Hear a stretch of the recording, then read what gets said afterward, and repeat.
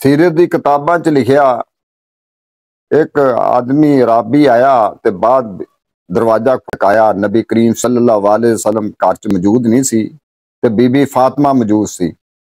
जो आवाज आई तो आपने आवाज दी, कौन? आपने क्या मैं जबरील हाँ ते आप दा ताया आया बेटा, अल्लाह दे रसूल नूं दस दिओ। उन्हें कहा ठीक है। अल्लाह दा रसूल आया ते बीबी फातिमा ने कहा अबू जी ताया जी आए सी जबरील अलैहिस्सलाम। दोबारा जबरील ना मुलाकात हुई। नबी करीम सल्लल्लाहु अलैहि वसल्लम दी जबरील ने नबी करीम सल्लल्लाहु अलैहि वसल्लम ने पूछा जबरील तेरी उम्र कितनी है? आपने कहा या रसूलल्लाह सल्लल्लाहु अलैहि वसल्लम मैनू पता उम्र दा तो नहीं पता, मैनू इन्ना पता वा कि एक सितारा जिहड़ा वा वो मशरक वालों चढ़दा सी ते मगरब वाल गरूब हुंदा सी ते 70,000 साल बाद चढ़दा हुंदा सी ते मैं 72,000 मरतबा वो देखिया वा।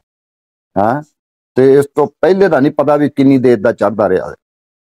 ते आपने क्या अगर वो सितारा देख लवें हुण तेन दिखा देवां, अल्लाह दे रसूल ने फरमाया। तो उन्हें कहा हाँ जी मैं पछाण लांगा जी। आपने चेहरे तो पर्दा उठाया, आपने मत्थे तो पर्दा उठाया तो आपने क्या आ देख ये ओहो सितारा। उन्हें कहा या रसूलल्लाह सल्लल्लाहु अलैहि वसल्लम ये ओहो सितारा जिहड़ा मैं 70,000 साल बाद एक दफा चढ़दा सी, 72,000 मरतबा मैं देख चुका। हाँ ते उन्हें कहा तू ताया किवें होया?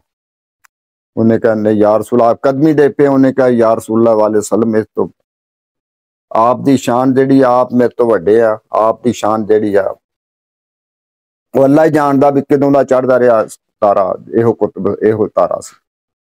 मुस्तफा जाने रहमत पे लाखों सलाम, शमाए बज़ में हिदायत पे लाखों सलाम। जे नाम कोई काम बिगड़ने नहीं देता,